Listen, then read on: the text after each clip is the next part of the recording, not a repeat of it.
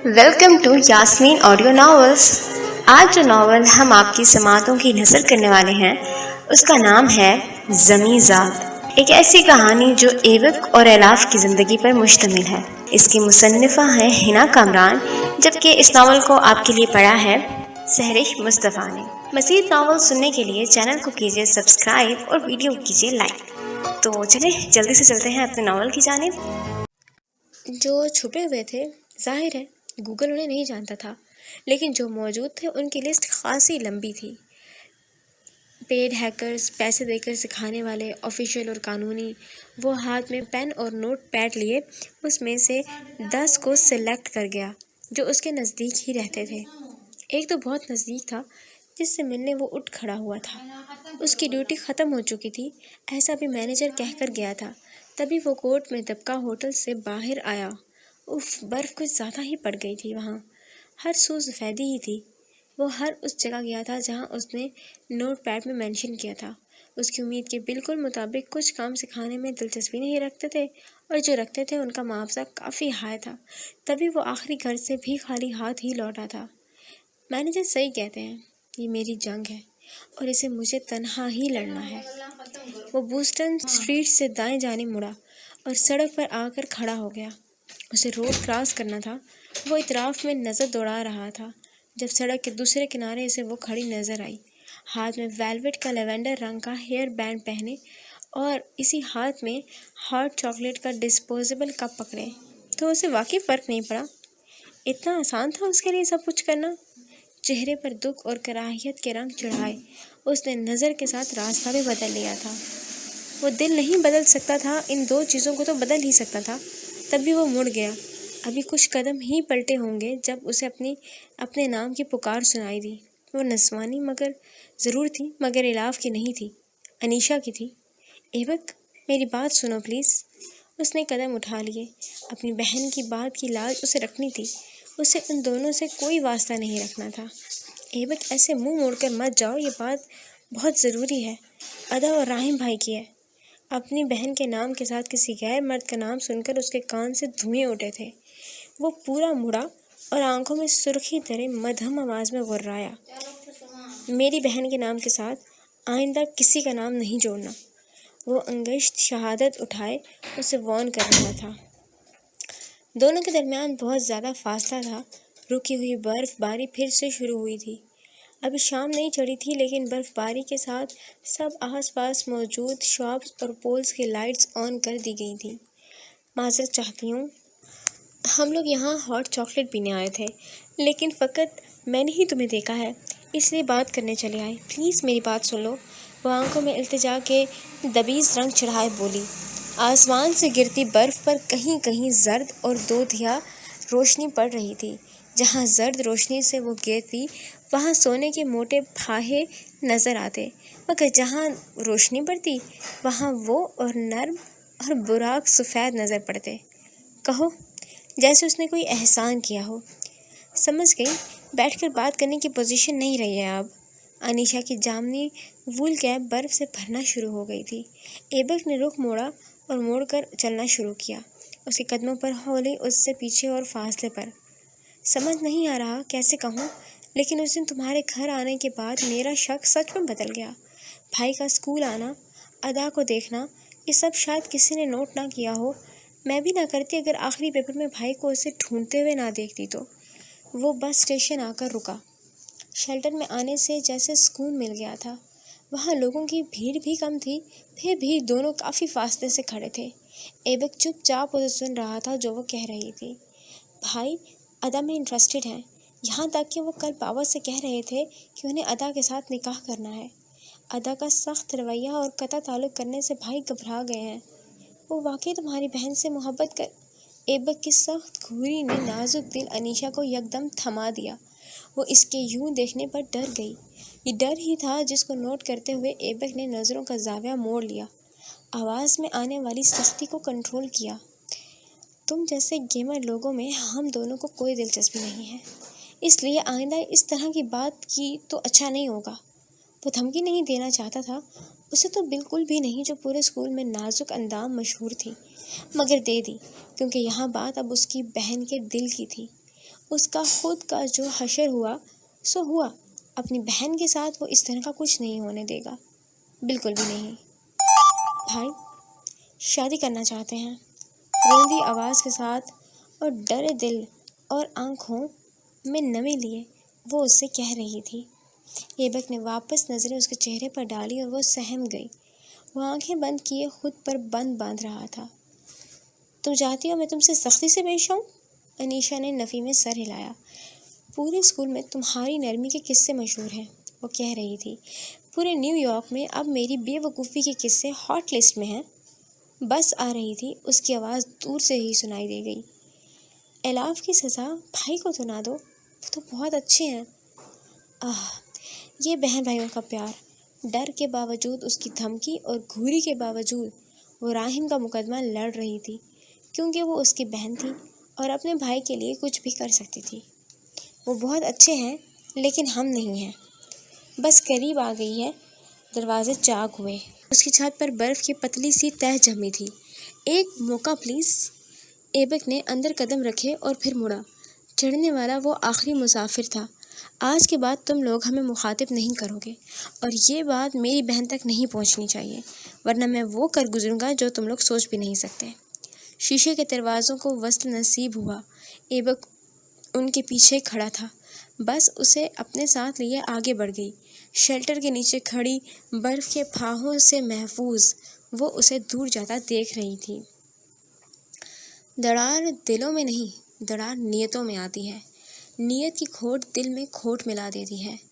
برف ویسے ہی گر رہی تھی جیسا کہ محکمہ موسمیات کی طرف سے پیشن گوئی کی گئی تھی۔ دبی، شفاف، سرد اور سفید۔ رات کی سیاہی نے پنکھ پھیلا دیے تھے۔ شہر میں تو خاموشی اور ہلچل تھی، ہاں شہر سے پرے مضافات میں بنے اس فارم ہاؤس میں جہاں سفید موت کا سا کفن زمین پر چڑھا تھا، سکوت طاری تھا، مگر باہر تک اندر خوب چیخو پکار ہو رہی تھی۔ ہلڑ بازی مچی ہوئی تھی۔ شراب و شباب دونوں موجود تھے۔ ایک صوفے پر نیم دراز سمر ہنستے ہوئے اس کال گرل کو دیکھ رہا تھا جو اپنے ڈانس کے جوہروں سے ان سب کو متاثر کر رہی تھی۔ وہ بالکل نئی اور فری کی گرل فرینڈ تھی جو ڈینس کی بنی تھی، نیو یارک کی سب سے مشہور لڑکی، نیو یارک کی راتوں کی جان، جینی فروالنگ۔ سب لطف لے رہے ہیں اور تم یہاں لفظ لیے بیٹھے ہو۔ ایسا کیا ہوا ہے ہمارے جسٹن بیبر کے ساتھ؟ وکرم دھڑام سے تھک کر صوفے پر آ کر گرا، وہاں جہاں سمر نیم دراز تھا۔ آنکھوں میں سوچ کی لکیریں تھیں اور ماتھے پر شکن۔ گرینا کو سوچ رہا ہوں۔ حالانکہ اس وقت وہ الاف کے دعوے کے بارے میں سوچ رہا تھا جو وہ اس سے کر چکی تھی۔ اس کی چھوٹی بہن کیا اس قابل ہو سکتی ہے کہ اس کا فون بگ کر سکے؟ مجھے ان چیزوں میں بچپن سے دلچسپی ہے، تم جانتے ہو۔ انیشا کو تنگ کرتے لڑکے سے بدلا اور تمہاری جاسوسی کی خاطر میں زیادہ اس میں انوالو ہوئی ہوں۔ الاف کے الفاظ اس کی سماعت میں آ ٹھہرے تھے۔ الاف نے کہا تھا، مجھے ان چیزوں میں بچپن سے دلچسپی ہے، تم جانتے ہو۔ انیشا کو تنگ کرتے لڑکے سے بدلا اور تمہاری جاسوسی کی خاطر میں زیادہ اس میں انوالو ہوئی ہوں۔ یہ تھے الاف کے الفاظ۔ کیتھن رابن کے گونجتے گانے میں اس نے چونک کر وکرم کی جانب خود کو متوجہ کیا جو اب باقاعدہ اسے ہاتھ سے پکڑ کر ہلا رہا تھا۔ لگتا ہے گرینا کچھ زیادہ ہی حواسوں پر سوار ہو گئی ہے۔ اس کے متوجہ ہونے پر وکرم دانت نکال کر ہنسا تھا۔ گرینا کے نام پر سمر کو اپنی ڈیڈ لائن یاد آئی جو وہ اسے دے چکا تھا۔ الاف کے معاملے میں وہ اسے تو بھول ہی گیا تھا۔ کچھ پتہ کیا کر رہی ہے آج کل وہ؟ اس نے سرسری سا وکرم سے دریافت کیا۔ جواب کرنے لگا تھا۔ گانوں کی گونج سے زیادہ اس کے گینگ کے لڑکے تھے جو شاؤٹ کر رہے تھے اور باہر برف مسلسل گر رہی تھی۔ بہت افسوس کی بات ہے، اپنی گرل فرینڈ کے بارے میں مجھ سے دریافت کر رہے ہو۔ چلو خوش کیے دیتا ہوں۔ وہ آج کل اپنے نئے بوائے فرینڈ کے ساتھ روز رات کو سوشی کے مزے لوٹ رہی ہے۔ سمر کے ماتھے پر موجود بالوں میں 2 کا مزید اضافہ ہوا۔ کیا بکواس ہے یہ؟ بھلا ایسا کیسے ہو سکتا ہے وہ کسی میں دلچسپی ظاہر کرے اور کوئی اسے بری طرح رد کر دے؟ ناممکن۔ سچ ہے، چاہو تو خود جا کر دیکھ لو۔ ویرن اسٹریٹ، گرینڈ مورسی۔ اس نے ریسٹورنٹ کا نام اور جگہ بتائی تھی۔ وکرم کے بات ختم کرتے ہی وہ کھڑا ہو گیا، جیکٹ پہنی، 2 قدم آگے گیا اور پھر رک کر گردن کو شانے سے لگائے بولا، اگر یہ بات غلط ثابت ہوئی تو تمہارے سامنے کے 2 دانت جبڑوں کو خدا حافظ کہہ دیں گے۔ بات ختم کر کے وہ رکا نہیں تھا۔ برفباری ہونے کی وجہ سے اس کی کار کو چلنے میں دشواری پیش آ رہی تھی۔ حالانکہ سڑک پر نمک کی تہ بچھا دی گئی تھی جس سے وہ برف چپک نہیں رہی تھی، پھر روڈ قدرے سلپری ہو چکے تھے۔ اس نے وکرم کے بتائے گئے پتے پر کار کو بریک لگائی۔ شیشے کی دیواروں سے بنا وہ ریسٹورینٹ اس وقت خاصی گہما گہمی کا شکار تھا۔ گرے دیواریں، سبز چھت اور سبز ہی بیلیں۔ سمر نے کار میں بیٹھے ہی گرینا کا نمبر ڈائل کیا۔ کال جا رہی تھی۔ وہ جو اندر اسٹیو کے ساتھ بیٹھی سوشی کھا رہی تھی، مسلسل کال کے چلنے سے اکتا گئی۔ نمبر سمر کا تھا، اس نے کال پک کرنی تھی اور نہ ہی اس نے کی۔ اٹھا لو کال، ہو سکتا ہے کوئی ضروری ہو۔ اسٹیو نے اسٹک کی مدد سے بائٹ کو دانتوں میں پکڑا اور پھر دوبارہ فون پر نظر ڈالی جو ایک بار پھر سے رنگ کرنے لگا تھا۔ کوئی ضروری نہیں ہے، ایک فضول سا بندہ ہے جو پیچھے پڑا ہے، اس نے اسی اکتائے ہوئے لہجے میں کہا، اور اسٹیو مسکرا دیا۔ تم خوبصورت اتنی ہو کہ کوئی بھی مرد تم پہ فلیٹ ہو سکتا ہے۔ اسٹیو کی تعریف پر وہ معمولی سا بلش ہوئی تھی، زیادہ ہوتی اگر سمر کی بے وقت کال نہ آتی تو۔ ارے وہ تو ادا ہے، میں بالکل ٹھیک ہوں، یہ وہی ہے۔ ادا سنو، ہے یہاں۔ گرینا نے جوش سے ہاتھ ہلا کر اسے اپنی جانب متوجہ کروایا۔ ایبک نے بھلے اس کی مدد نہیں کی لیکن ادا اچھی تھی، وہ کبھی کبھی اسائنمنٹ میں اس کی مدد کر دیا کرتی تھی، نہ بھی کرتی پھر بھی وہ گرینا کو وہ پسند تھی۔ کیسی ہو؟ آؤ بیٹھو۔ وہ اسے دیکھ چکی تھی، اس کے بلانے پر مسکراتے چہرے کے ساتھ وہاں آئی جہاں اسٹیو سوشی سے انصاف کرنے میں مگن تھا۔ اسٹیو انہی کے اسکول کا تھا، وہ ان کا سینئر تھا۔ ادا کو دیکھ کر مسکرایا، ہائے ادا۔ ہیلو۔ اسٹیو کو جواب دینے کے بعد وہ گرینا کی جانب متوجہ ہوئی۔ میں بالکل ٹھیک ہوں، تم کیسی ہو؟ سرمئی رنگ کا اسکارف میں اس کا چہرہ دمک رہا تھا، آج غیر معمولی سی چمک تھی وہاں۔ فٹ یہاں کیسے؟ وہ کھڑی تھی، بیٹھی نہیں۔ ادا نے ہاتھ میں تھاما بیگ آگے کیا اور مسکراتے ہوئے بولی، ایبک کی برتھ ڈے ہے نا آج، 2 فروری، اس لیے اس کے لیے سوشی لینے آئی تھی۔ مشروم اور سوشی بہت پسند ہے اسے۔ اوہ اچھا، یہ بات ہے۔ گرینا مسکرائی۔ میری طرف سے اسے برتھ ڈے وش کر دینا، اور معذرت بھی کہ میں اس کے لیے کچھ نہیں کر پائی، بہت افسوس ہوا، اس کے ساتھ ایسا نہیں ہونا چاہیے تھا۔ الاف سے اس چیز کی امید تو نہیں تھی۔ وہ بات کر رہی تھی اور کرنے کے دوران پھر سے اس کا فون رنگ کرنا شروع ہو چکا تھا۔ نمبر سمر کا تھا۔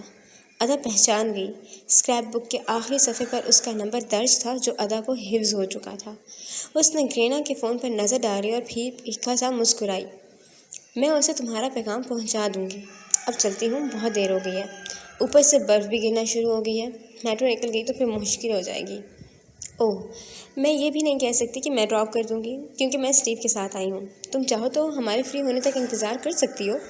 وہ ادا کے بازو پر ہاتھ رکھ کر کہہ رہی تھی، اس کی نیت بالکل صاف تھی۔ بہت شکریہ، میں خود چلی جاؤں گی۔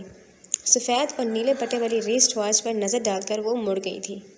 ریسٹورنٹ سے باہر آئی، زرد لائٹس میں چلتا ہجوم اس کا منتظر تھا۔ وہ اسی کا حصہ بنی، سیدھے دیکھنے کے بعد وہ دائیں جانے مڑی کہ یہیں سے اسٹیشن آتا تھا۔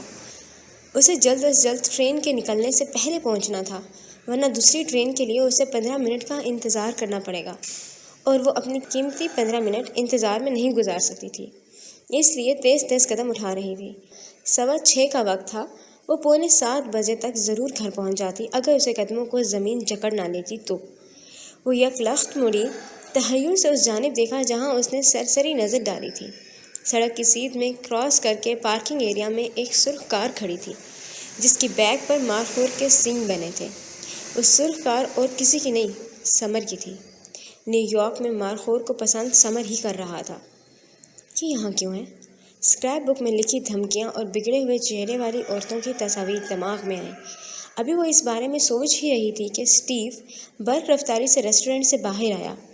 وہ فون پر مسلسل کسی سے جھگڑ رہا تھا، اس کا انداز عجلت آمیز تھا۔ وہ تنہا تھا، اپنی سیاہ کار نکال کر وہاں سے چلا گیا تھا۔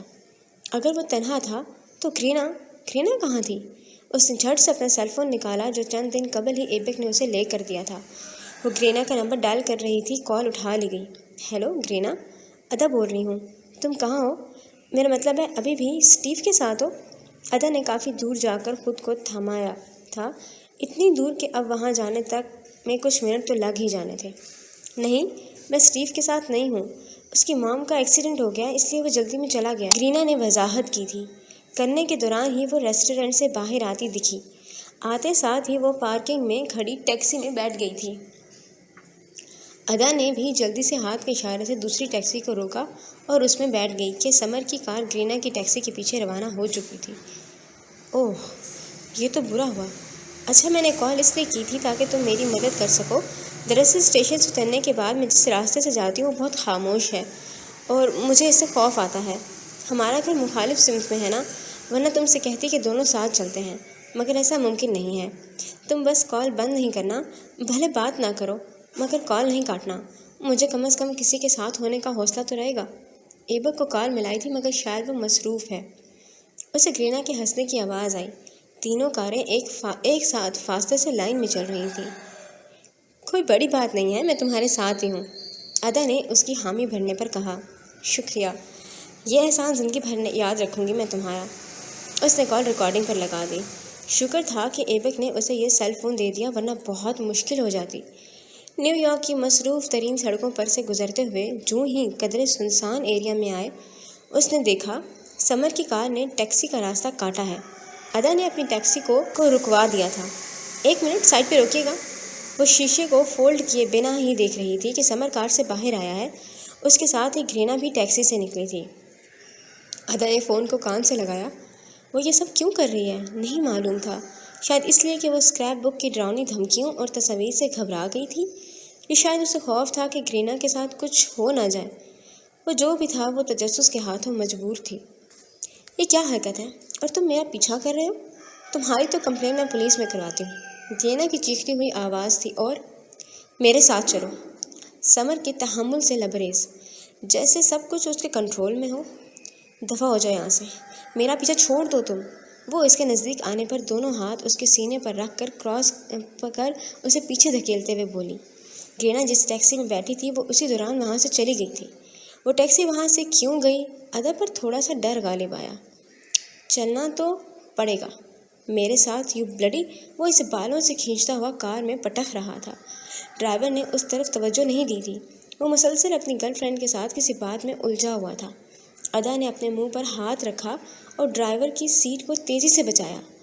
اس سرخ کار کا پیچھا کرو، جلدی کرو، وہ چیخی تھی اور سیل فون کے مائک پر ہاتھ رکھ کر وہ نم آنکھوں سے اس کار کو تک رہی تھی جو انجانے راستوں کی مسافر تھی۔ اس کا دل دھک دھک کر رہا تھا، ہتھیلیوں میں پسینہ پھوٹ پڑا تھا۔ ٹیکسی اور کار میں کچھ زیادہ ہی فاصلہ تھا، تبھی سمر نوٹ نہیں کر پایا تھا۔ اندھیرے میں ڈوبی اس گنجان آباد جگہ پر ادا نے درختوں کے جھنڈ کے قریب ٹیکسی کو رکوایا تھا۔ سفید فارم ہاؤس میں وہ کوہنی سے کھینچتے ہوئے گرینا کو اپنے ساتھ لے کر جا رہا تھا۔ سنو، آدھے گھنٹے تک انتظار کرو، تب تک میں نہ آئی تو پولیس کو اس جگہ کا پتہ بتا دینا۔ تم سن رہے ہو نا میں کیا کہہ رہی ہوں؟ وہ فرنٹ سائڈ پر آ کر جھک کر کہہ رہی تھی۔ 22-23 سال کا وہ لڑکا اس بات میں سر ہلاتے ہوئے اس کے جانے کا منتظر تھا۔ یہ نیو یارک کا آئے دن کا معمول تھا، گرل فرینڈ ہو یا بیوی اپنے شوہر کا اسی طرح پیچھا کرتی تھی جس طرح ابھی اس لڑکی نے کیا تھا۔ ضرور وہ لڑکا اسے ڈچ کر رہا ہے، یا پھر اس لڑکے کو، خیر جو بھی ہو، میری بلا سے۔ شانے اچکاتے ہوئے وہ پھر سے اپنی گرل فرینڈ کے ساتھ مصروف ہو گیا۔ بے حس معاشرہ، بے حس لوگ، بے حس رشتے اور بے حس خون۔ ادا تیز مگر بلی کی چال چلتی ہوئی اس فارم ہاؤس میں گھسی جہاں کسی قسم کی کوئی سیکیورٹی موجود نہیں تھی۔ وہ غلط کر رہی ہے، اسے وہاں نہیں جانا چاہیے۔ گرینا کی کال ڈسکنیکٹ کر کے اسے پولیس کو فون کرنا چاہیے۔ بارہا اس کا دل اس سے کہہ رہا تھا مگر وہ تھی کہ اس کی سن کے ہی نہیں دے رہی تھی۔ پتہ نہیں ایسا کیا دل اور عقل پر طاری ہوا تھا کہ وہ سب کچھ بھلائے۔ گرینا کی گڑگڑاہٹ سنتی ہوئی اندر جاتی رہی۔ درختوں کی اوٹ میں چھپ کر پودوں میں گم ہوتی ہوئی وہ پول سائڈ سے نظروں میں آئے بنا ہی نکل گئی۔ وہاں کوئی نہیں تھا، فقط خاموش پانی، ساکن پودوں اور روتی بلکتی سفیدی کے۔ ادا داہنے ہاتھ پر بنی لان سے ذرا پرے مرر وال کے پاس آ کر رکی۔ کیکٹس کے بہت بڑے پودے ایک ساتھ رکھے تھے جن کی آڑ میں وہ چھپ کر بیٹھ گئی تھی۔ اس نے دیکھا سمر گرینا کو کوہنی سے تھامے کھڑا ہے اور وہ اس پر چیخ رہی ہے۔ اب سے یہی تمہارا گھر ہے، تب تک کے لیے جب تک تم سے میرا دل نہیں بھر جاتا۔ سمر نے بے دردی سے اسے صوفے پر پٹکا تھا۔ شاید وہ نشے میں تھا، تبھی اس کی آواز قدرے بہکی ہوئی تھی۔ اس کے آس پاس موجود دوست کہے لگا رہے تھے، میں تمہاری جان لے لوں گی، خون پی جاؤں گی میں تمہارا۔ ادا نے کیمرہ آن کر کے ویڈیو بنانا شروع کی۔ اس کے ہاتھ کانپ رہے تھے۔ اسکارف کے اندر موجود ایئر پوڈز کو وہ فون سے کنیکٹ کر چکی تھی۔ تبھی گرینا کی آواز اس سے صاف سنائی دے رہی تھی، چلو کرو، ایسا کرو نا، ہمت ہے؟ ہاں، آج تک کوئی ایسا پیدا نہیں ہوا جو سمر کی جان لے سکے۔ جان تو میں تمہاری لوں گا پیاری حسینہ، وہ اس کے گال پر ہاتھ پھیرتے ہوئے کہہ رہا تھا۔ گرینا نے اس کے ہاتھ پر کاٹ لیا۔ وہ بل بلایا تھا، بل بلا کر آپے سے باہر ہو گیا۔ تبھی اس کے منہ پر تھپڑ رسید کیا تھا۔ ادا کے آنسو نکل آئے۔ راہم کی عزت سے نظریں جھکانا اور سمر کے تھپڑ میں زمین آسمان کا فرق تھا۔ حیا اور بے حیائی کا، احترام اور بے باکی کا، نرمی اور سختی کا۔ آرام سے پیش آ رہا تھا، لیکن تمہاری اوقات نہیں ہے نرمی کی۔ اب تمہیں ان سب کے سامنے رسوا کروں گا اور تمہاری لاش وہیں دفناؤں گا جہاں ڈینس اپنی گرل فرینڈ کی لاشوں کو دفناتا ہے۔ وہ وحشی بن گیا تھا۔ وحشی پنے ہی اس کی جانب لپکا، مگر اس سے پہلے کہ وہ کچھ غلط کرتا، گرینا نے صوفے کے پاس رکھی میز پر سے شیشے کا گلدان اٹھا کر اس کے سر پر دے مارا۔ خون کی آبشار تھی جو سمر کے سر سے بہنی شروع ہو چکی تھی۔ گرینا نے بھاگنے کی صحیح کی تھی، مگر بے سود۔ سمر کے دوست اس پر پل پڑے تھے۔ انہوں نے اسے پکڑ کر زمیں بوس کر دیا۔ سمر حواس ٹھیک کرتا، جنون خود پر چڑھائے، خون سے بھرے چہرے کے ساتھ غصے میں اس کی جانب لپکا، مجھے ریجیکٹ کرو گی؟ مجھ سے پنگا لو گی؟ ہاں؟ اسے بالوں سے تھام کر وہ سر کو زمین پر مارے جا رہا تھا۔ ادا رونا شروع ہو چکی تھی۔ گرینا اس کی آنکھوں کے سامنے دم توڑ رہی تھی اور وہ فقط دیکھ رہی تھی۔ اس نے جلدی سے ویڈیو سیو کر کے کال کاٹی اور کانپتے وجود کے ساتھ وہاں سے نکلی۔ ٹیکسی میں بیٹھنے تک وہ پولیس کو فون کر چکی تھی۔ اسے امید تھی اگر پولیس وہاں پہنچ جائے گی تو گرینا بچ جائے گی۔ اسے اس چیز کی بہت زیادہ امید تھی۔ یہ رات کے 10 بجے کا وقت تھا جب گرینا کی لاش کو وہ دفنانے کے بعد وہ اسی جگہ کو اچھے سے صاف کر چکے تھے جہاں ابھی کچھ دیر قبل نشے میں ڈوبے سمر نے قتل کیا تھا۔ اس کے سر پر پٹی بندھی ہوئی تھی اور وہ ٹھس سا وہاں بیٹھا وکرم کو جراثیم کش پانی سے ہینڈ موپ لگاتا دیکھ رہا تھا۔ کچھ دیر قبل یہاں پر پولیس آئی تھی۔ ان کا کہنا تھا کہ کسی نمبر سے انہیں قتل ہونے کی شکایت ملی ہے، مگر صاف گھر اور کسی بھی ثبوت کے نہ ملنے پر، اوپر سے بہت بڑے وکیل کی کال پر، وہ واپس چلے گئے تھے۔ ڈینس کا باپ نیو یارک کا جانا مانا وکیل تھا۔ انصاف کے علمبردار کہاں قانون توڑ سکتے ہیں؟ یہی سوچ کر پولیس وہاں سے چلی گئی تھی۔ پولیس تو چلی گئی تھی، مگر ان سب کو سوچ میں ڈال گئی تھی۔ یہاں ہمارے علاوہ کوئی اور بھی تھا؟ وہ جو بھی تھا سب دیکھ چکا ہے۔ ڈینس کے ہاتھ میں گرینا کا فون تھا جو اسے دفناتے سمے بج اٹھا تھا۔ وہ فون کو آف کر کے قبر میں ہی ڈال رہا تھا، مگر رک گیا۔ رک اس لیے گیا کیونکہ فون خاصا گرم تھا اور اس کا گرم ہونا کوئی عام بات نہیں تھی، وہ بھی تب جب وہ اسے استعمال ہی نہیں کر رہی تھی۔ اگر وہ اسے استعمال نہیں کر رہی تھی تو کون کر رہا تھا؟ اور سن بھی ہو چکا ہے۔ وکرم کے بعد اس نے انکشاف کیا، اس موبائل سے، اس نمبر پر آنے والی کال سے۔ اس نے فون کی اسکرین سب کے سامنے کی۔ وہ پولیس کے آنے تک گرینا کو نہیں دفنا سکے تھے۔ ان کے اس گھر میں پولیس پروف الارم لگا تھا۔ 20 کلومیٹر کی بھی دوری پر اگر پولیس ہوگی تو پورے گھر میں 1 منٹ کے وقفے سے 3 بار الارم بجے گا۔ اس الارم کی وجہ سے ہی وہ باخبر ہوئے تھے۔ اسی وجہ سے ہی انہوں نے گرینا کو ہڈن روم میں دھکیلا اور ساری جگہ صاف کر دی۔ وکرم نے اپنے منہ پر 1-2 خراشیں ڈال دی تھیں۔ پولیس کو یہی بتایا تھا کہ ان دونوں کے بیچ لڑائی ہوئی ہے، جسے کوئی غلطی سے واردات سمجھ بیٹھا ہے۔ دوستوں کے بیچ اسی طرح کی لڑائی نیو یارک میں معمولی سمجھی جاتی تھی، اس لیے پولیس سرسری سا بیان لے کر وہاں سے چلی گئی۔ گرینا یہاں پر پورے 7 بجے پہنچی تھی، جبکہ کال 7:20 تک چلتی رہی۔ یعنی وہ کوئی جو بھی تھا 20 منٹ تک ہمیں سنتا اور دیکھتا رہا تھا۔ اس کے پاس ایویڈنس ہے، مطلب ہمارا فیوچر اس دیکھنے والے کے ہاتھ میں ہے۔ بات ختم کرنے کے بعد وہ سیل فون ڈبن کی جھولی میں اچھال رہا تھا۔ پتہ کرو یہ نمبر کس کے نام پر ہے۔ ڈبن کمپیوٹر ایکسپرٹ تھا۔ فون کو کیچ کر کے اسے نمبر لیپ ٹاپ میں ڈالا اور اس کی تمام انفارمیشن اس پر لے آیا۔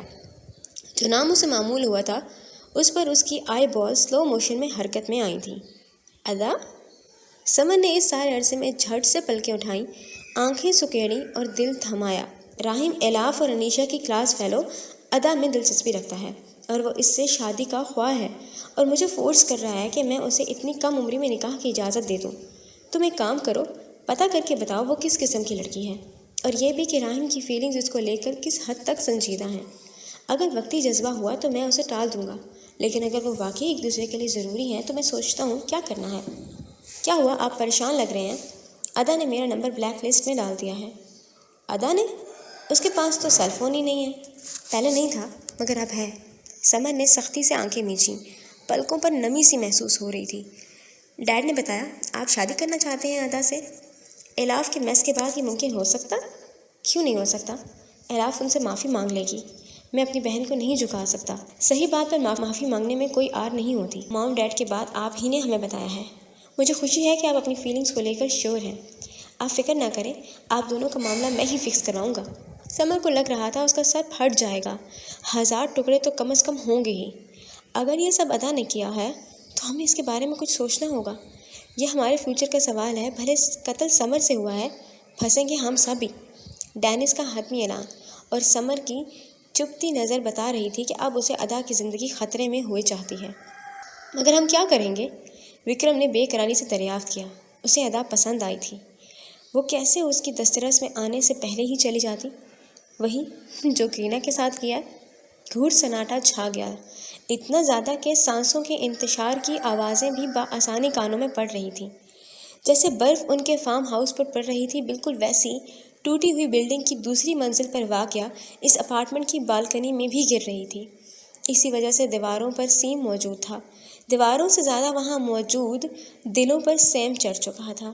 ایک دل ادا کا تھا تو دوسرا ایبک کا، جسے وہ الف سے یہ تک سب بتا اور دکھا چکی تھی۔ اب آنکھوں پر ہاتھ رکھے گھٹی گھٹی سسکیوں سے رو رہی تھی۔ ایبک اس کے بتانے پر کہ اس نے اسی سیل فون سے پولیس کو کال کی تھی، سم توڑ کر فلیش کر دی تھی، مگر پھر بھی تسلی نہیں ہوئی تھی۔ یہ سم کارڈ ادا کے نام پر ہی تھا، جلد یا بدیر وہ اس بارے میں پتہ لگوا ہی لیں گے۔ رونا بند کرو پلیز، کئی ساعتوں بعد اس کی بھاری بوجھل آواز بھری، اور وہ تھکان بھری بھی تھی۔ اس میں بے یقینی تھی کہ اس کی معصوم سی بہن اتنی بہادری سے اور رسکی کام کیسے کر گئی، کیسے اسے انجان رکھ گئی، کیسے؟ اس نے میری آنکھوں کے سامنے اسے مار دیا۔ میں کچھ نہیں کر سکی، کچھ کر بھی نہیں سکی۔ میں ہر 10 منٹ بعد جب رو کر تھک جاتی تو یہی جملہ دہراتی۔ ایبک آزردہ سانس خارج کر کے گھٹنوں پر ہاتھ رکھ کر کھڑا ہوا، چند قدم چلا اور پھر پنجوں کے بل بیٹھا۔ ادا بک ریک کے پاس گھٹنوں پر بازو رکھے روئے چلی جا رہی تھی۔ پس منظر میں بیڈ پر لب بستہ سی ان کی ماں دونوں کی کارروائی کو دیکھ رہی تھی۔ جو ہونا تھا ہو گیا، پیچھے چھوٹ گیا ہے، اب ہم آگے بڑھتے ہیں۔ اور اس کے کھلے بکھرے بالوں پر ہاتھ رکھ کر کہہ رہا تھا اور تسلی دے رہا تھا، مگر کیسے؟ ہم انہیں ایسے نہیں چھوڑ سکتے۔ آج اس نے کرینا کو مارا ہے، کل کو کسی اور کو مار دے گا۔ مجھے راہیم کو یہ سب بتانا ہوگا۔ ایبک نے بچے کی طرح ڈر کر دبکے بیٹھے دل کو تسلی دی۔ اس کی بہن کو کچھ نہیں ہوگا، اللہ اسے کچھ نہیں ہونے دے گا، اسے اس بات کا یقین تھا۔ ہم کسی کو نہیں بتائیں گے، ہم یہاں سے جا رہے ہیں، بلکہ ہم اس شہر سے ہی جا رہے ہیں، کسی کو بھی بتائے بنا، کسی کو بھی علم میں لائے بنا۔ وہ فیصلہ سنا رہا تھا۔ ادا لبوں کے ساتھ آنسوؤں سے لبریز، آنکھوں میں تحیر کی سرخی چڑھائے اسے دیکھتے گئی۔ اس کی آئی برو آپس میں آہستہ آہستہ ملی اور ماتھے پر شکنیں در آئیں۔ ہم بزدل نہیں ہیں، ایبک نے یکلخت غصے میں اس کی بات قطع کی اور آواز بہت ہی اونچی ہو گئی۔ ہم ہیں۔ پھر اس نے آنکھیں بند کر کے کھولیں، دانت پر دانت جمائے، اشتعال کے ابال پر کنٹرول کیا۔ ہم بزدل ہیں ادا، تم نہ ہو پر میں ہوں۔ ایک بھائی اپنی بہن کے لیے بزدل ہو جاتا ہے، خاص کر اس طرح کی سچویشن میں۔ ہمارے سر پر کوئی سرپرست نہیں ہے، ہم ان بھیڑیوں کی دنیا میں تنہا ہیں، کوئی نہیں ہے ہماری شیلڈ، ہم خود ہی ایک دوسرے کے محافظ ہیں۔ ہمارے بازوں میں اتنی طاقت نہیں ہے کہ ہم ان لوگوں کا مقابلہ کریں۔ مجھ میں اتنی طاقت نہیں ہے اور میرے دل میں بھی نہیں کہ وہ تمہارا غم سہ سکے۔ اس لیے وہی ہوگا جو میں کہہ رہا ہوں۔ 10 منٹ بعد اٹھو اور پیکنگ شروع کرو، ہم کل ہی اس گھر کو چھوڑ رہے ہیں۔ فیصلہ سنایا اور سنا کر پلٹ گیا۔ ادا کے لب ہلے اور اس کے قدم جکڑ گئے۔ ہم پولیس کی مدد لے سکتے ہیں۔ ایبک وہ بھی تو کسی کی بہن ہوگی نا؟ ایبک نے ڈھلکے کندھوں کے ساتھ تھکی نگاہیں اس پر ڈالی۔ وہ اسے کیسے بتائے کہ وہ اس کے لیے کیا ہے؟ وہ نہیں بیان کر سکتا تھا اس ڈر کو جو اس کے دل کے اندر بیٹھ گیا تھا۔ عمرہ کی اولادیں عیاشوں میں گھری ہوئی بے حسی میں پلی ہوئیں۔ کیا اس نے نہیں دیکھا تھا کتنی بے دردی سے سمر نے اس لڑکی کو مار دیا اور اس کے ہاتھ تک نہیں کانپے؟ کیا اس نے نہیں سنا تھا کہ کس طرح وہ قتلوں کا انکشاف کر رہے تھے اور ان کی آواز متوازن تھی، لرزی بھی نہیں؟ کیا وہ نہیں جان رہی تھی کہ وہ لوگ گرینا کے فون کے ذریعے اس تک پہنچ سکتے ہیں، اسے زک پہنچا سکتے ہیں؟ وہ کیوں نہیں سمجھ رہی تھی؟ کیوں؟ پیکنگ کر لینا، وہ یہ کہہ کر اپنے کمرے میں گھس گیا۔ دروازہ بند نہیں کیا تھا تبھی ادا کو وہ بیگ میں کپڑے ڈالتا نظر آ رہا تھا۔ رات بیت رہی تھی اور بیتنے کے ساتھ کئی دلوں پر بوجھ ڈال گئی تھی۔ کسی نے پردے جھٹکے سے ہٹائے تھے، تبھی روشنی منہ پر پڑنے کی وجہ سے وہ کسمسا رہ گئی۔ کروٹ سیدھی کی، آنکھوں پر آئی ماسک اوپر کیا اور نیند سے بوجھل آواز کے ساتھ بولی، یہ کیا طریقہ ہے؟ میں نے کہا تھا نا مجھے دیر سے اٹھنا ہے۔ انیشا پردوں کو باندھنے کے بعد اس کی جانب مڑی۔ دھوپ نہیں نکلی تھی، سست روی سے برف گرتی ہوئی نظر آ رہی تھی۔ راہم بھائی آئے ہیں، ان کا حکم ہے کہ تمہیں اٹھاؤں۔ راہم کے نام پر وہ کمفرٹر خود پر سے اتار کر بیٹھی۔ اس کا گرم سیاہ ٹراؤزر اور شرٹ پر سرخ لائنیں بنی ہوئی تھیں۔ بیٹھنے پر شرٹ کا کونا سامنے سے تھوڑا فولڈ ہوا تو پچھلی سائڈ کی نظر آئی۔ وہ پھیکی سفید رنگ کی تھی مگر موٹی تھی، جیسے اس میں روئی بھری ہوئی ہو۔ راہم بھائی، اتنی صبح؟ خیریت؟ ماتھے پر موجود سیاہ آئی ماسک کو اس نے اتار کر سائڈ ٹیبل پر رکھا۔ اتنی صبح نہیں ہے میڈم، دن کے 12 بج رہے ہیں۔ وہ گرم اون کے ٹخنوں تک جاتی سبز فراک میں کھڑی تھی، سرخ رنگ کی منی جیکٹ پہنی ہوئی تھی اور بالوں کے درمیان کی مانگ نکال کر پیچھے کس کر پونی کی ہوئی تھی۔ ہاتھ سینے پر بندھے تھے اور گلے میں دراز چین تھی۔ تم کہیں جا رہی ہو؟ الاف نے اس کی تیاری نوٹ کی اور بیڈ سے نیچے اتر آئی۔ آئینے میں اپنا عکس دیکھا، نیند سے بوجھل آنکھیں، چہرہ مگر اجلا اجلا سا تھا۔ ایبک کی طرف جا رہے ہیں اور تم بھی چل رہی ہو ہمارے ساتھ۔ کیچر میں بالوں کو جکڑتے ہاتھ یکدم تھمے۔ آئینے میں مرر وال کے قریب کھڑی انیشا پر نظر ڈالی۔ میں کیوں جاؤں گی وہاں؟ اس نے سخت اور خود غرض لہجے میں کہا۔ ایبک کے ساتھ وہ غلط کر چکی ہے، اس بات کا ادراک اسے ہو گیا تھا، مگر وہ اس سے معافی کسی صورت نہیں مانگے گی، بالکل بھی نہیں۔ ہو ہی نہیں سکتا کہ الاف کسی سے معافی مانگ لے، ایسی کی تیسی۔ بھائی ادا سے شادی کرنا چاہتے ہیں، آج ہم دونوں اسی سلسلے میں وہاں جائیں گے۔ الاف جھٹکا کھا کر مڑی، آنکھیں تو گویا پورے نیو یارک کی طرح پھیل گئیں۔ لگتا ہے تم اپنے حواسوں میں نہیں ہو۔ عمر دیکھی ہے بھائی کی، اور وہ اتنی کم عمری میں بنا کسی اچیومنٹ کے شادی کریں، اور ڈیڈ اس بات کی اجازت دے دیں گے؟ ناممکن۔ کیوں ناممکن ہے یہ؟ پیچھے سے راہم کی آواز آئی تھی۔ ادا کا رونا اور اس بات کا انکشاف کرنا کہ اس نے کچھ دیکھا ہے بہت بڑی گڑبڑی کا احساس دلا رہا تھا۔ وہ نہیں رہ سکتا تھا اس سے ملے بنا، وہ نہیں رہے گا اس سے ملے بنا۔ آپ سنجیدہ ہیں؟ الاف کو یقین کرنے میں دشواری پیش آئی۔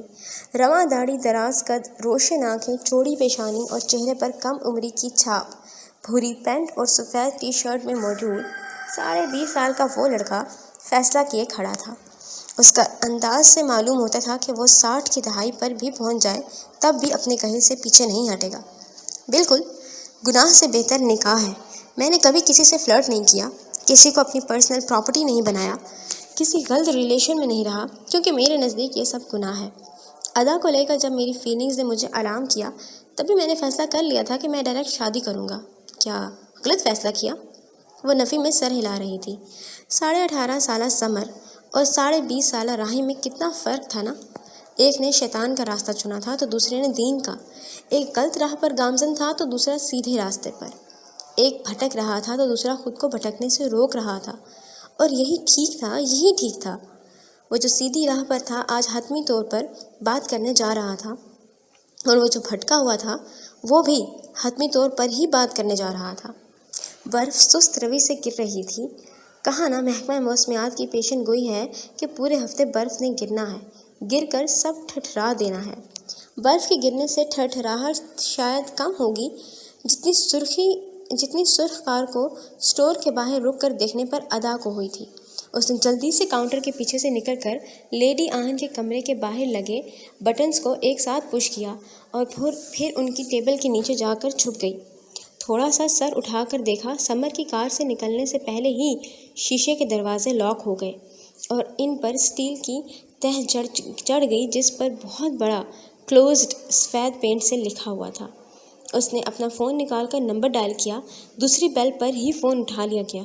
ایبک، وہ یہاں آ گئے ہیں، وہ اسٹور آ گئے ہیں۔ اس کی آنکھوں میں خوف کے ساتھ ساتھ آنسو بھی در آئے۔ تم اسٹور کیا کر رہی ہو؟ وہ ڈر گیا تھا، ڈر اس کی آواز سے ظاہر تھا۔ میں اس ماہ کی سیلری لینے آئی تھی۔ ایبک، مجھے بہت ڈر لگ رہا ہے، وہ لوگ بہت سارے ہیں۔ اسٹور میں بالکل سناٹا چھا گیا تھا، یہاں تک کہ اندھیرا بھی۔ اسٹیل کی تہ دروازے تک چڑھتے ہی آٹومیٹک لائٹس خود ہی آف ہو جایا کرتی تھیں، جیسا کہ اب ہوئی تھیں۔ تم فکر نہیں کرو، میں پہنچ رہا ہوں۔ کال نہیں کاٹنا، ہاں؟ اللہ ہے ہمارے ساتھ۔ وہ کال نہیں کاٹنا چاہتی تھی مگر سگنل آؤٹ ہو گیا تھا۔ ادا کا دل اچھل کر حلق میں آیا۔ کیا ہو گیا؟ وہ خود سے ہم کلام تھی مگر دل میں ڈر لگ رہا تھا، پسینہ چھوٹ رہا تھا۔ آنکھوں میں نمی لیے وہ روم کو کان بنائے وہاں دبکی بیٹھی تھی، بار بار فون کو ہلاتی کہ سگنل آ جائیں، مگر وہ تھے کہ آ کر ہی نہیں دے رہے تھے۔ یا اللہ، میں بے قصور ہوں، پلیز مجھے بچا لیجیے گا۔ وہ سمر جو اسکول میں ہر روز نظر آتا تھا، آج وہ اسی سے ڈر رہی تھی۔ ڈینس، ڈبن، وکرم، سب سے اسے خطرہ تھا۔ اسے رونا آ رہا تھا، بہت زیادہ، تبھی اس کا چہرہ بھیگا ہوا تھا۔ اسے ایبک کی بھی فکر تھی، وہ کس قدر اس کے لیے پریشان ہو رہا ہوگا نا۔ اس نے ایک بے بس نظر بے جان فون پر ڈالی اور پھر اسے دوبارہ زور زور سے ہلایا۔ 10 منٹ کی مشقت کے بعد سگنل آن ہوا تھا۔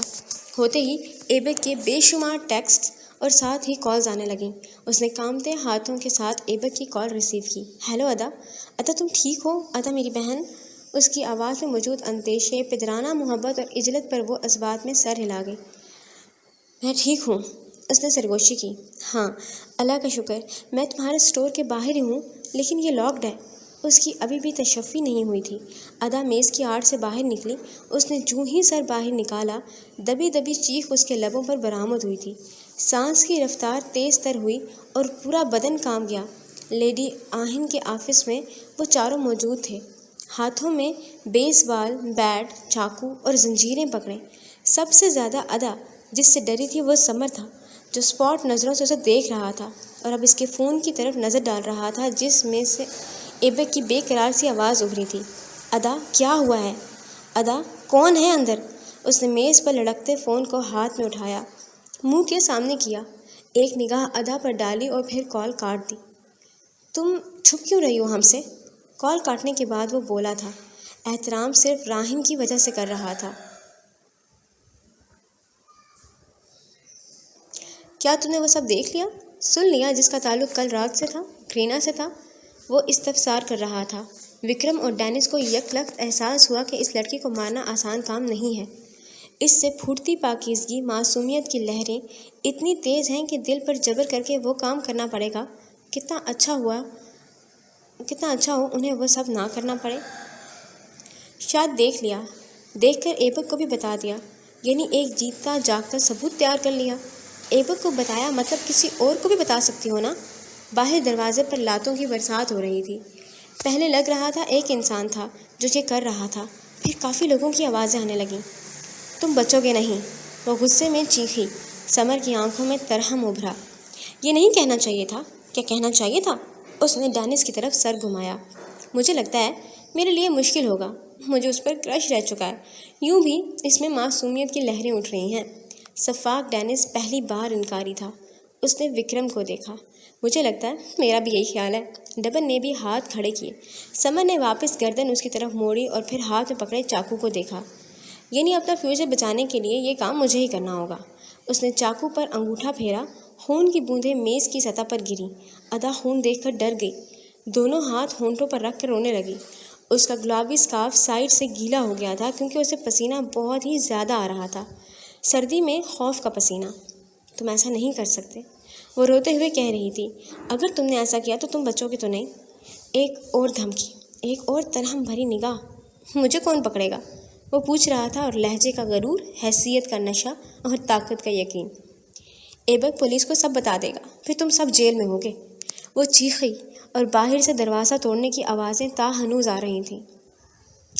ہمارے جیل سے جانے سے پہلے کیوں نہ تم آسمانوں پر چلی جاؤ، یہ بہترین آپشن ہے نا۔ چاقو پر لگا خون جم چکا تھا۔ ادا ہلنا چاہتی تھی مگر پاؤں بھی جم گئے تھے۔ تم ٹھیک نہیں کر رہے، میں سب کو تمہارے بارے میں بتا دوں گی، انٹرنیٹ پر سب ڈال دوں گی۔ سمر 2 قدم آگے آیا، اس کی آنکھوں میں موجود شفافیت بڑھ چکی تھی۔ تب تک تم بچو گی تب نا، چلو پھر بالکل خاموش ہو جاؤ، ہمیشہ ہمیشہ کے لیے۔ اس نے اٹھ کر فل طاقت سے چاقو اس کے گلے پر پھیرا۔ وار کی شدت کی وجہ سے خون کی تیز پھوار اٹھی، ساتھ میں چیخ بھی، اور ساتھ میں فون کی گھنٹی بھی بجی تھی۔ گھنٹی کے بجنے کی وجہ سے ہی وہ ہوش میں آئی تھی۔ بری طرح جھٹکا کھایا، پسینے سے شرابور وجود کے ساتھ وہ ابھی تک میز کے نیچے ہی چھپی ہوئی تھی۔ قدموں کی آوازیں آ رہی تھیں، لائٹس آن ہو چکی تھیں۔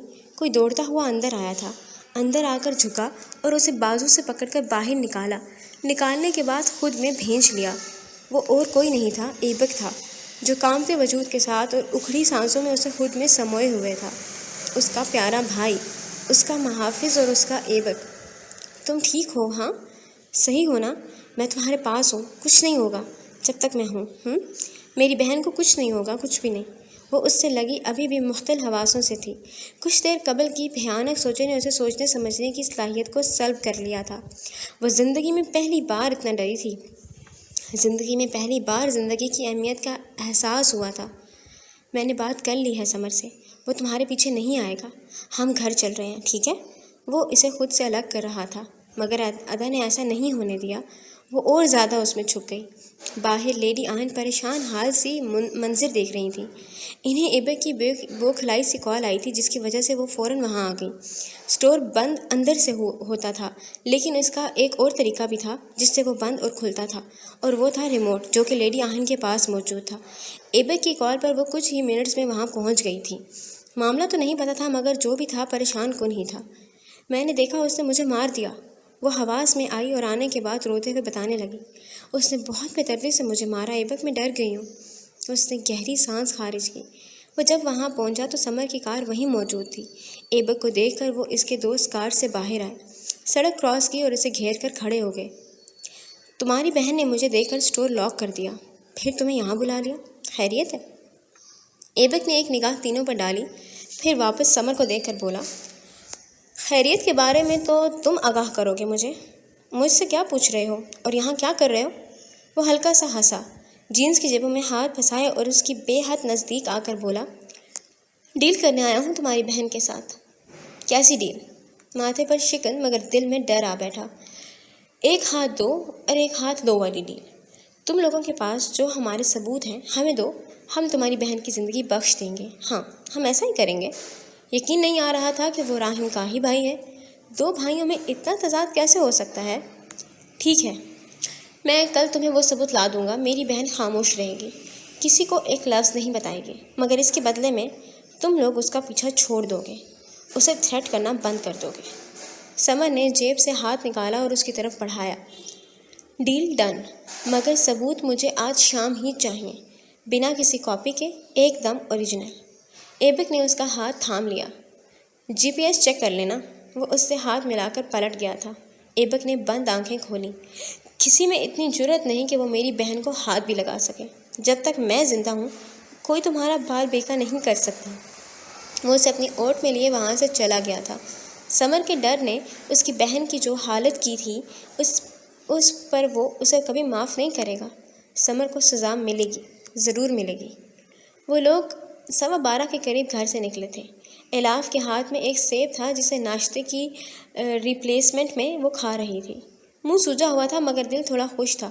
وہ نہیں جانتی تھی وہاں جا کر کیا کہے گی، کس طرح ریئیکٹ کرے گی، مگر وہ وہاں جا رہی تھی، اس بات کو جانتے ہوئے بھی کہ وہ دونوں صاف کہہ چکے تھے انہیں ان سے کوئی تعلق نہیں رکھنا۔ وہ پھر بھی جا رہی تھی اپنے بھائی کی رضا کی خاطر۔ ان کی کار بلڈنگ کے باہر آ کر رکی۔ راہم نے دوسری منزل کی طرف سر اٹھا کر دیکھا، پردے گرے ہوئے تھے، شاید برف کی وجہ سے۔ وہ تینوں تیزی سے اندر کی جانب بڑھے، لفٹ کا استعمال ترک کیا۔ سمر کو بھی یہاں ہونا چاہیے تھا، الاف نے اونچی آواز میں کہا تھا۔ ہم نے کال کی تھی مگر اس کا فون بند جا رہا ہے۔ انیشا کی اطلاع پر وہ منہ بسورتی رہ گئی۔ جو بھی تھا، جیسا بھی تھا، سمر ایسے سچویشن میں اسے کور کر دیا کرتا تھا۔ تو پھر جب وہ آتا تب ہم آ جاتے۔ راہم سب سے اوپر تھا، وہ مدھم آواز میں بول رہی تھی۔ انیشا نے جس زدہ سے انداز میں اسے دیکھا اور پھر رک گئی کیونکہ راہم رک گیا تھا۔ ان کے دروازے پر تالا موجود تھا۔ یہ تالا کیوں تھا؟ راہم نے آس پاس نگاہ دوڑائی، پھر گاربیج کو کوڑے دان میں ڈالتی ایک ادھیڑ عمر عورت سے مخاطب ہوا۔ ایکسکیوز می مس، آپ کو معلوم ہے یہ لاک یہاں کیوں موجود ہے؟ راہم کی پکارنے پر بڑی ساری نیلی جرسی میں موجود وہ فرہدی مائل وجود کی حامل عورت مڑی، جھک کر تالے کو دیکھا اور پھر سیدھی ہو کر گہرا سانس بھر گئی۔ معلوم ہے میرے بچے، لاک اس لیے ہے کیونکہ وہ یہاں کے مکین تھے، وہ اسے چھوڑ گئے ہیں۔ راہم کو لگا اسے سننے میں دشواری ہوئی ہے۔ کیا کہا؟ کہاں گئے ہیں اور کب؟ لہجے کی عجلت اور بے قراری پر الاف کا بائٹ لیتا جبڑا پل بھر کو رکا۔ آئی بالز نے راہم کے چہرے کی طرف حرکت کی جو یکلخت ہی اجڑ چکا تھا۔ کہاں گئے نہیں پتہ، کب گئے ہیں یہ معلوم ہے۔ صبح قریباً 9:30 کے قریب وہ اپنا سامان سمیٹ کر چلے گئے تھے، کیب میں گئے تھے۔ جاتے ہوئے ایبک کہہ رہا تھا کہ وہ کبھی واپس نہیں آئیں گے۔ میں نے کہا بچے تمہارے اسکول کا کیا؟ تو کہنے لگا کچھ بھی نہیں۔ وہ عورت کہہ کر چلی گئی تھی۔ وہ تو چلی گئی مگر راہم کو سرائے پہ سوال وہاں چھوڑ گئی۔ اس نے جلدی سے فون نکال کر ایبک کا نمبر ڈائل کیا، وہ بند جا رہا تھا۔ ایسا ہی اس نے عطا کے نمبر کے ساتھ بھی کیا، دونوں کے نمبرز بند تھے۔ الاف اور انیشا کے فون سے ہی نمبر بند ہی مل رہے تھے، یہاں تک کہ چوکیدار کے فون سے بھی ان کے نمبرز بند ہی تھے۔ راہم کو لگا اس کی دنیا ختم ہو گئی ہے، اجڑ سی گئی ہے۔ اسے کچھ بھی نظر نہیں آ رہا تھا، کچھ بھی نہیں۔ دماغ معاف ہوا، دل پریشان، سانسیں بے حال ہوئیں اور وجود پشیمان۔ وہ کہاں جا سکتے تھے؟ وہ کیوں یوں روپوش ہو رہے تھے؟ راہم کی سمجھ میں نہیں آیا مگر الاف کی آ گیا تھا۔ وہ اس سب میں اپنا قصور ڈھونڈ رہی تھی۔ اسے لگ رہا تھا ایبک اس کی وجہ سے چوہوں کی طرح بل میں چھپ گیا ہے۔ حد ہوتی ہے بزدلی کی بھی، فقط ایک پرینک کو اتنا سر پر سوار کر لیا کہ کیریئر ہی داؤ پر لگا دیا۔ کون بے وقوف کرتا ہے یہ؟ راہم اور انیشا جانے کہاں چلے گئے تھے مگر وہ گھر آ گئی تھی۔ آتے ہی صوفے پر دھپ سے بیٹھی اور گود میں لیپ ٹاپ کو پٹخ دیا۔ اب یہ نوبت آ گئی ہے کہ الاف غفور اپنے بھائی کی لو سٹوری کو فکس کرنے کے لیے اپنی سیلف ریسپیکٹ کو اگنور کرے گی۔ الاف اس نے لیپ ٹاپ میں ایبک کا ID نمبر ڈالا۔ تھوڑی سی تردد کے بعد وہ نیا نمبر ڈھونڈنے میں کامیاب ہو گئی تھی جو صبح ہی آن کیا گیا تھا۔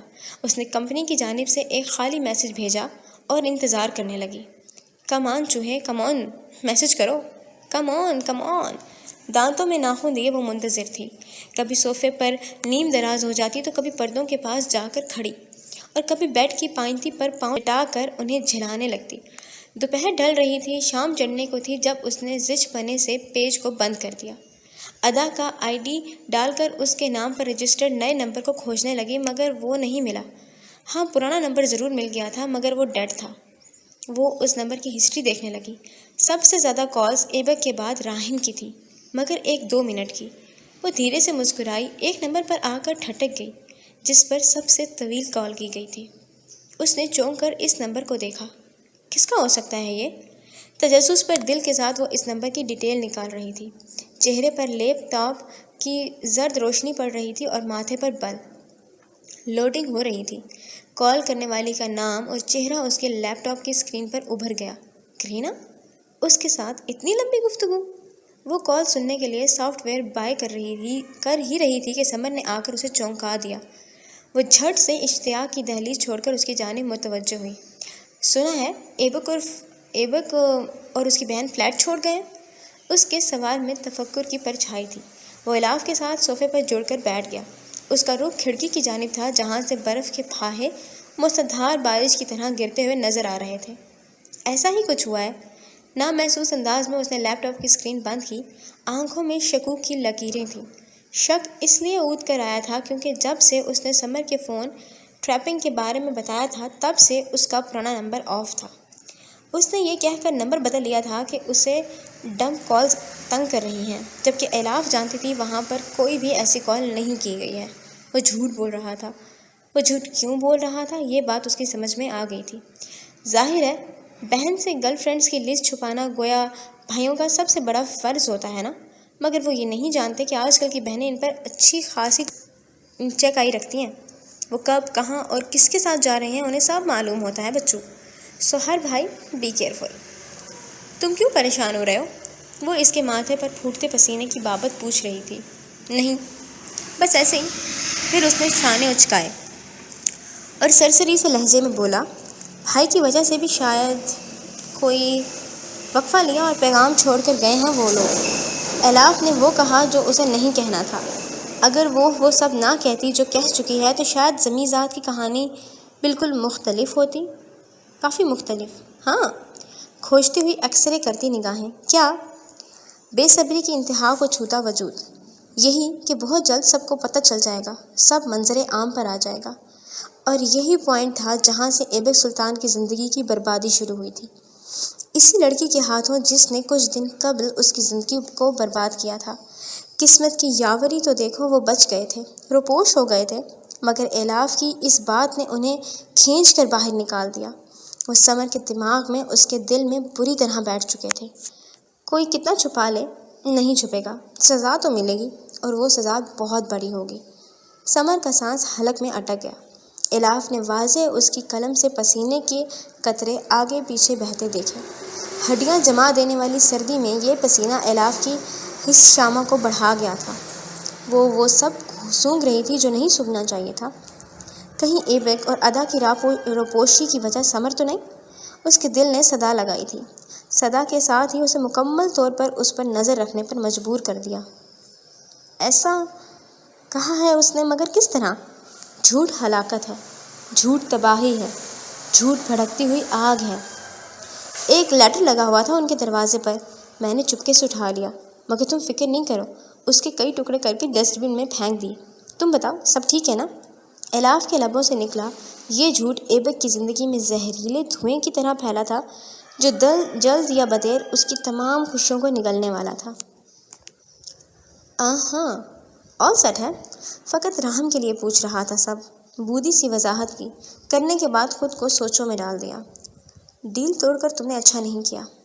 سوری بھائی، اب میں مجبور ہوں، وہ سوچ رہا تھا اور ساتھ ساتھ درد کی لکیریں چہرے پر پھیلا رہا تھا۔ وہ کوئی پروفیشنل کلر نہیں تھا، نہ ہی کوئی سائیکو جسے قتل کر کے مزہ آئے۔ وہ تو ایک عام سا ڈرگ ایڈکٹ تھا۔ گرینا بھی نشے کی زیادتی کی وجہ سے ہی مری تھی، ورنہ اس کا کوئی ارادہ نہیں تھا اسے مارنے کا۔ اسے یاد تھا وہ وقت جب گرینا کے مرنے کے بعد وہ ٹرامے میں گیا تھا۔ اسے یقین کرنے میں دشواری ہو گئی تھی کہ ایک انسان کا، جیتے اور جاگتے انسان کا اس نے خون کر دیا۔ وہ بہت چلایا تھا، رویا بھی تھا۔ دوستوں کی تسلی، ان کے دلاسوں نے اسے سنبھلنے میں مدد کی تھی، ورنہ شاید وہ اتنی جلدی سنبھل نہ پاتا۔ پریشان نہیں ہو، وہ دونوں جلد مل جائیں گے، الاف نے اس کے گھٹنے پر ہاتھ رکھ کر کہا۔ غائب دماغی سے اس نے اس بات میں سر ہلا دیا۔ وہ جس طرح آیا تھا اسی طرح وہاں سے گیا تھا۔ الاف کی سکین کرتی نظروں نے اینڈ تک اس کا پیچھا ضرور کیا۔ ہو نہ ہو، اس کے ساتھ ضرور کوئی گڑبڑ ہے، وہ سوچ رہی تھی، اور سوچنے کے بعد کی بورڈ سے اسکرین سے جدا کر رہی تھی۔ پیج اوپن کیا اور ہلکی سی چیخ اٹھی، اللہ اللہ، اتنی قیمت! ایک سافٹ ویئر خرید رہی ہوں میں، کوئی پورا نیو یارک نہیں خرید رہی۔ اس نے غصے سے اسکرین کو واپس تاریک کیا اور سینے پر بازو لپیٹ کر بیٹھ گئی۔ چھوڑو، اس کال کو میں نے کیا کرنا؟ سن کر یوں بھی گرینا میڈم مینڈلی کے ہی قصے رو رہی ہوں گی۔ ادا بھی نہ بہت بے وقوف ہے، ہر کسی کی کہانی سننے بیٹھ جاتی ہے۔ کتنا فارغ وقت تھا اس لڑکی کے پاس۔ بند لیپ ٹاپ پر اس نے نظر ڈالی۔ ایک میسج نہیں دیکھا گیا محترم سے، ہاتھ گھس جائیں گے جیسے۔ دونوں بہن بھائی بیکار ہیں۔ ہیل! وہ خود سے لڑنا شروع ہو چکی تھی اور اس بات کی پرواہ کیے بنا کہ اس کی وجہ سے کس قدر خطرناک لڑائی شروع ہونے والی ہے، وہ لڑائی جو زندگیاں تباہ کر دے گی، زندگی کے ساتھ خوشیاں بھی، دائمی خوشیاں۔ 3 ماہ بعد نیو یارک ایک سرد شہر تھا، برف میں ڈوبا ہوا، ہر وقت جاویدہ، جبکہ اسلام آباد پاکستان کا وہ شہر تھا جس میں ٹھنڈ تو تھی لیکن اتنی جتنی نیو یارک میں وہ سورج کا دن مناتے ہیں۔ 20 ڈگری درجہ حرارت فضا میں یہاں سے وہاں تیرتی ہوئی اوس اور پھولوں پر ٹھہرے شبنم کی قطرے۔ مارگلا کی پہاڑیوں کے عین سامنے بنا وہ چھوٹا سا پینٹ ہاؤس سکون کا گہوارہ لگتا تھا۔ وہ گھر باہر سے سیاہ رنگ کا تھا، جس کی چمنی سے اٹھتا دھواں فوگ میں مکس ہو رہا تھا۔ گھر کے سامنے چھوٹی سی باڑ تھی جس کے اندر سبزہ موجود تھا۔ باڑ کے ساتھ ساتھ کئی طرح کے پھول بھی اگے ہوئے تھے، اور ہاں، وہاں کیکٹس کے پودے بھی موجود تھے۔ دائیں طرف نگاہ گھماؤ تو سرخ سکارف اور رائل بلو رنگ کی سلک کی ٹخنوں تک چھوتی فراک میں وہ پنجوں کے بل بیٹھی ہوئی تھی۔ اس کے ساتھ میں بیلچا بھی تھا اور دوسری سائڈ پر بالٹی رکھی ہوئی تھی، جبکہ اس کی گود میں بینگن، مشروم اور کریلے کے بیج تھے۔ جن میں سے ایک ایک کر کے وہ نکالتی اور مٹی میں لتھڑے ہوئے اسپرنگ بالوں والے لڑکے کو پکڑا رہی تھی۔ اس لڑکے نے سیاہ پینٹ پر سفید ہاتھ سے بنی ہوئی اون کی جرسی زیب تن کی ہوئی تھی، جو اب سفید کم گدلی زیادہ تھی۔ تم نے اس بیج کو صحیح نہیں لگایا، دوبارہ لگاؤ۔ یاد رہے ہم یہ سب اس لیے کر رہے ہیں تاکہ گرمیوں تک ہمیں تازہ اور اچھی سبزیاں مل سکیں۔ سن لو ایبک، کیا کہہ رہی ہوں میں؟ وہ جو انسنی کرتا اگلا گڑھا کھودنے لگا تھا کراہ کر اس کی طرف متوجہ ہوا۔ یعنی تم چاہ رہی ہو میرے وہ ہاتھ جو سیاہ برتنوں کو مانجھ کر دب گئے ہیں اب مزید تھک جائیں؟ کچھ تو رحم کرو مجھ پر، ابھی مجھے شام کو ڈیوٹی پر بھی جانا ہے۔ ادا نے تعصب سے نفی میں سر ہلایا، انداز بالکل غیرت دلانے جیسا تھا۔ کتنی لڑکی ہو تم بہت مشکل کام ہے نا جو تم سے نہیں ہوگا۔ ہٹ جاؤ مس ایبک، جا کر آرام کریں، میں کر لوں گی یہ سب۔ وہ اسے بیلچہ جھپٹتے ہوئے کہنے لگی جب ایبک نے ہاتھ پیچھے کر لیا۔ جس طرح پورے چہرے پر مٹی لگی تھی اسی طرح اس کی انا پر بھی ضرب کاری لگی تھی۔ ننھے پودے گواہ تھے اس بات کے۔ شدید خفا ہو گیا ہوں تم سے، یہاں آ کر بہت تیز ہو گئی ہو تم۔ وہ غصے میں زمین میں سوراخ کرنے لگا تھا۔ ادا نے گیلی سیاہ دکھتی مٹی کے گڑھے میں بینگن کا بیج ڈالا اور ادا سے مسکرائی۔ بالکل ٹھیک کہا، ایسا ہی ہوا ہے۔ میرے ساتھ پاکستان کا پانی راس آ گیا ہے مجھے شاید۔ ایبک نے طنز بھری نظر سے اپنے سے 10 منٹ لیکن روب میں 10 سال بڑی بہن پر ڈالی۔ شاید نہیں، یقیناً کہو۔ پھر اس کی گردن خود بخود مین گیٹ کی جانب گھومی۔ ڈور بیل بج رہی تھی اور تواتر سے بج رہی تھی۔ لو آ گئی تمہاری سہیلی۔ دیکھو ادا، میں بتا رہا ہوں میں نے ہرگز اس کے لیے مشروم سیلڈ نہیں بنانی، زبردستی کی مہمان بن گئی ہے یہ۔ وہ ہاتھ جھاڑتا کھڑا ہوا تھا۔ کھڑی تو ادا بھی ہوئی تھی۔ بہت بری بات ہے، تم کس طرح سے اس کے بارے میں ایسا کہہ سکتے ہو؟